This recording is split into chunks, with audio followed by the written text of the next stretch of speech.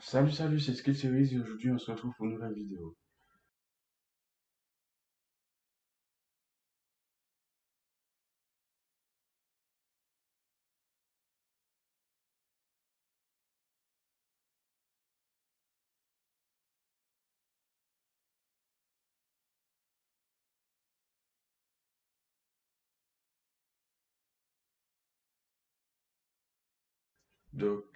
Les amis, on se retrouve aujourd'hui pour une nouvelle vidéo dans un format un peu particulier parce que j'ai pas de sujet clé aujourd'hui. On se retrouve après je ne sais pas combien de mois d'absence de ma part sur la chaîne. Pour expliquer un peu pourquoi j'ai été absent, il y a du fait que j'avais une perte de motivation, que je savais pas trop quoi présenter sur la chaîne puisqu'il y a eu un c'est pas qu'il y a eu, il y a en ce moment toujours une espèce de débat qui concerne le fait que YouTube pénalise les créateurs de contenu dans le domaine de la cybersécurité, que ce soit sur l'aspect pentesting, l'aspect reverse engineering, qui permet notamment d'apprendre des méthodes et des techniques utilisées en cybersécurité pour trouver des failles, des vulnérabilités, qui est là dans un but éducatif et non un but à promouvoir des actions illégales. Des actions des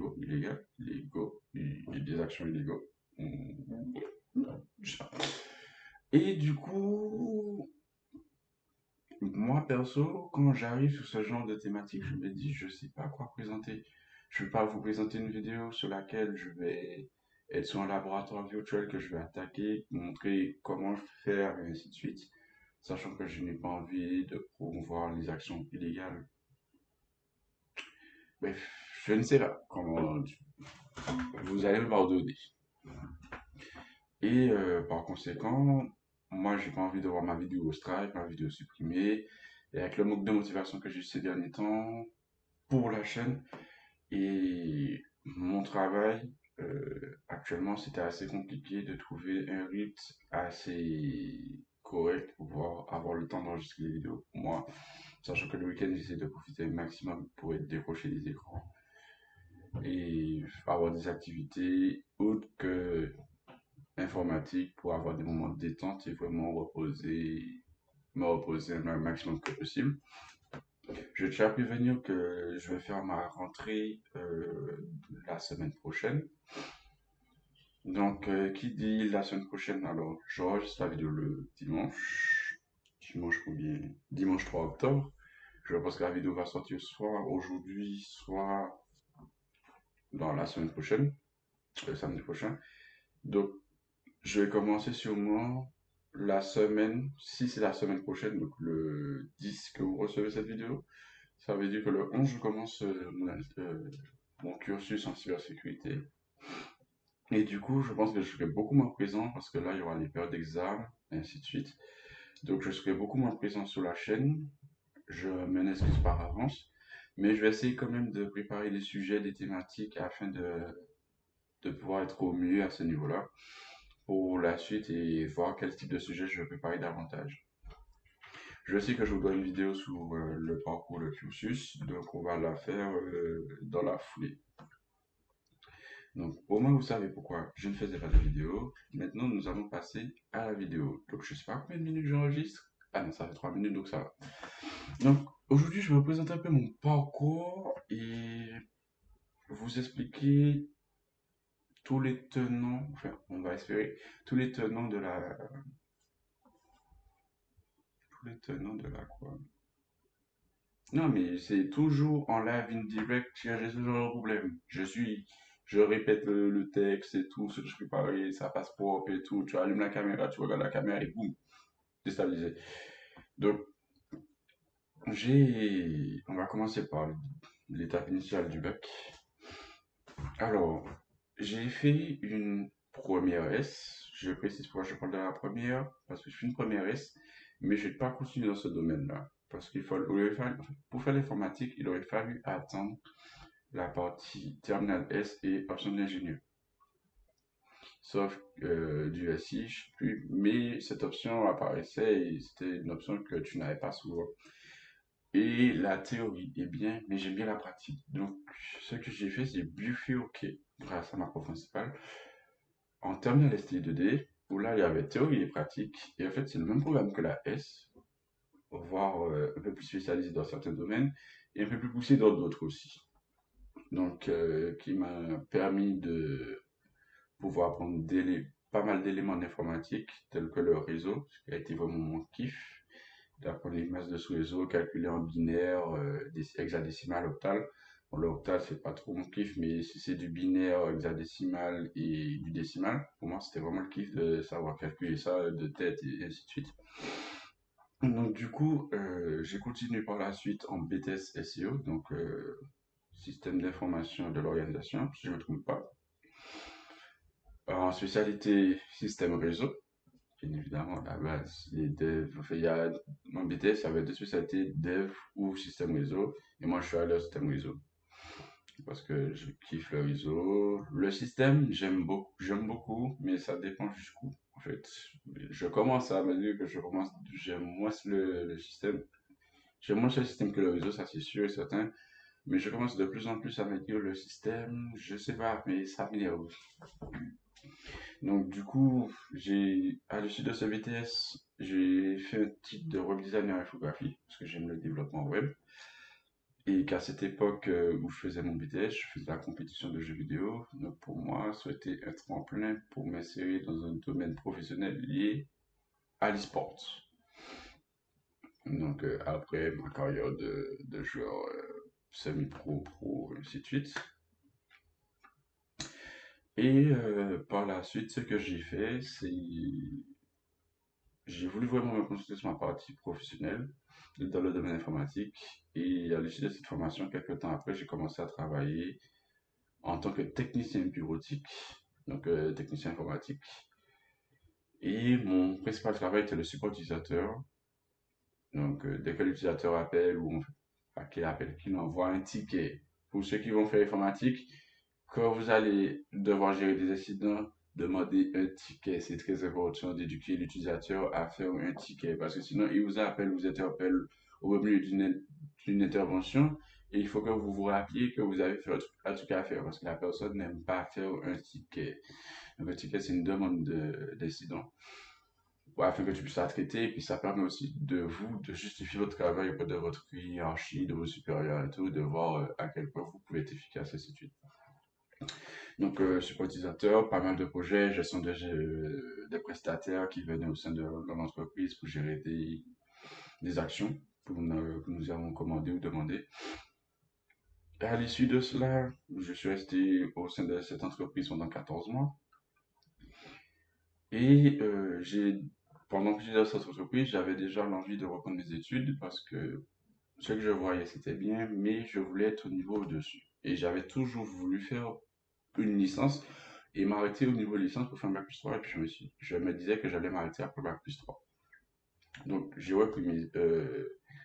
quitté l'entreprise. Un mois après, j'étais déjà dans une autre entreprise, donc chez EDF ce coup-ci.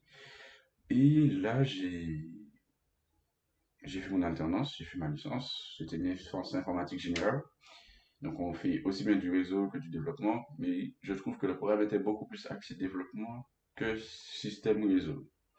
On avait plus de modules en développement, comme on avait développement web, Java, même en système on avait du développement en C. Je déteste le C.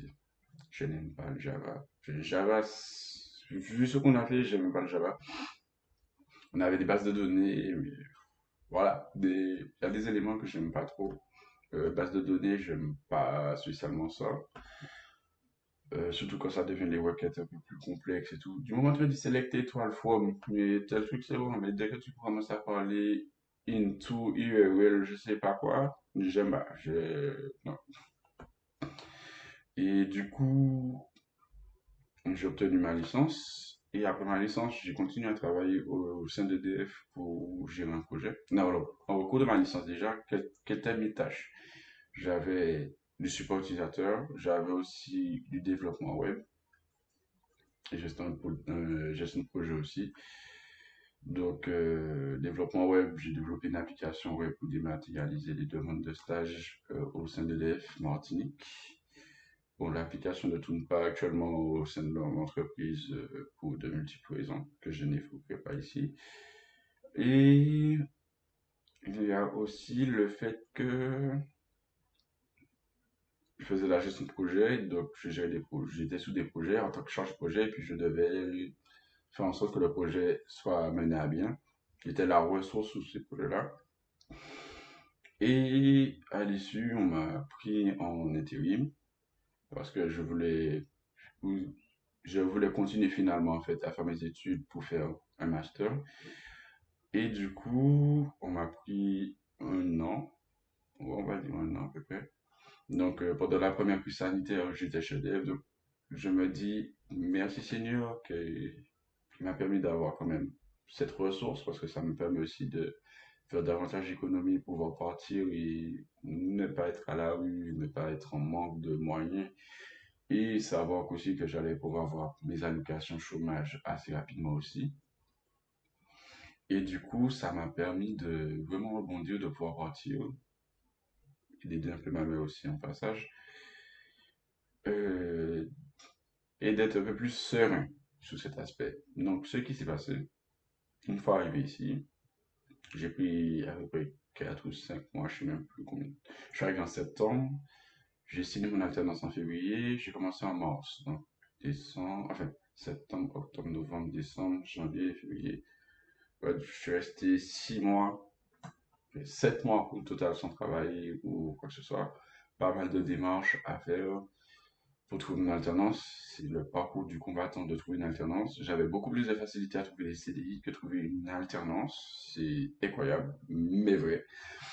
Et du coup, actuellement, je suis au sein d'une entreprise, d'une grande ESN française qui s'appelle Capgemini.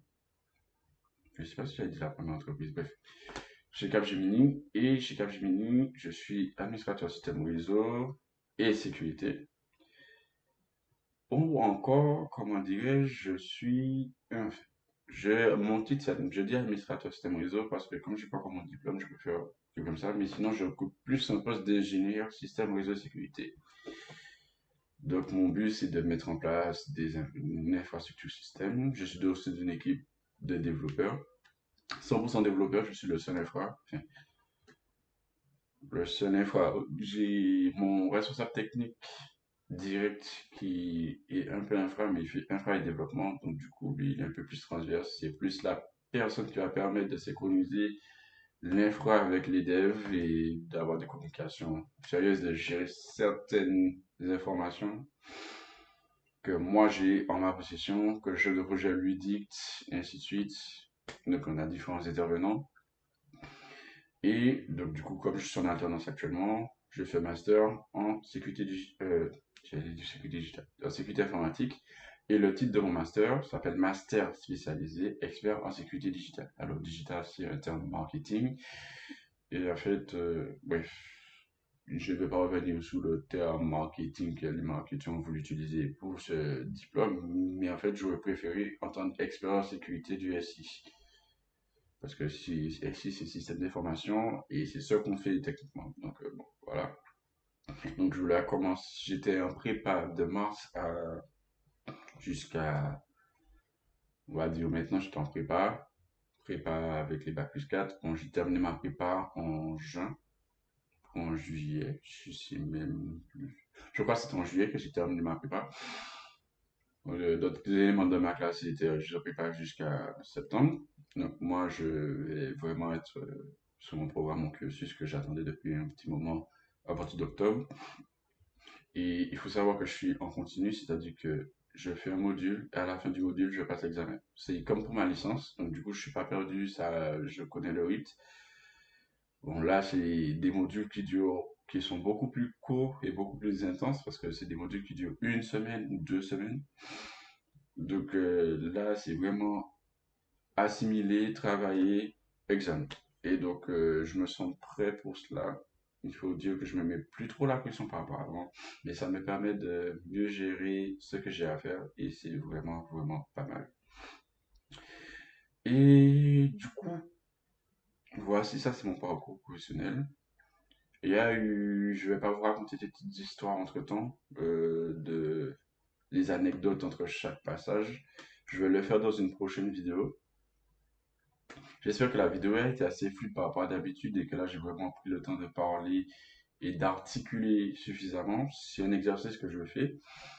Et notamment, dans les prochaines vidéos, je vais vulgariser certains éléments et vous présenter des projets à faire en tant qu'étudiant dans le domaine de la cybersécurité ou en tant que passionné du domaine de la cybersécurité pour après valoriser des compétences qui seront très utiles dans le domaine de la cybersécurité. Donc, ça va renvoyer notamment à l'aspect défensif, donc les blue teams.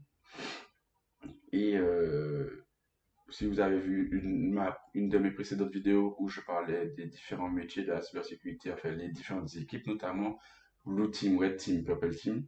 Donc, ce sera des vidéos plus axées Blue Team. Je pense que celle-ci, je n'aurai pas de problème avec YouTube à ce niveau-là parce que ça vous présente comment sécuriser un système d'information, les différentes phases qu'il faut passer. Et je pense aussi que ça va aussi m'aider à mieux rédiger mon rapport sur les analyses de risque, enfin mon rapport, mon mémoire, de savoir que je vais faire déjà un travail de vulgarisation sur YouTube et qu'après je débloque tout ça parce qu'en fait, dans mes mémoires d'analyse sécurité DSI, en fait, il y a différents éléments à décomposer et à travailler. Et le fait de préparer ce genre de vidéos sur YouTube, mine de rien, ça m'aide énormément parce que je vulgarise déjà les termes. Donc, c'est plus facile de faire un rapport détaillé et un mémoire détaillé et circoncis. Et là, ça permettrait de découper les tâches beaucoup plus facilement et d'éditer mon rapport. Donc, ça va vous permettre de mieux comprendre les aspects de la sécurité défensive et après de même comprendre un peu pourquoi il y a des phases de sécurité offensive. Donc ça, on aura le temps d'en parler dans la prochaine vidéo. Je vous souhaite une excellente journée, oh, une excellente journée, un excellent week-end, une bonne semaine. Et on se retrouve pour la prochaine vidéo qui, j'espère, je pense que je vais peut-être vous faire une vidéo à l'issue de mes 2 semaines de cours. Je l'espère aujourd'hui. Ouais. Ça dépendra énormément de beaucoup de choses. Ça dépendra de beaucoup de choses, mais j'essaierai de faire une vidéo dans un mois, 3 semaines, un mois. Et à ce moment-là, on verra. Je vous ai présenté un peu comment mon ressenti de cette première période d'école dans mon cursus. Et je vous présenterai des projets aussi à faire. Et peut-être même parler de développement personnel un peu. Enfin, développement personnel. Je sais pas si j'avais vraiment appelé ça développement personnel, mais bon, bref. Euh, sur le bien-être de la santé mentale, de la santé, de la santé mentale, de la santé. Hey, j'oublie le terme.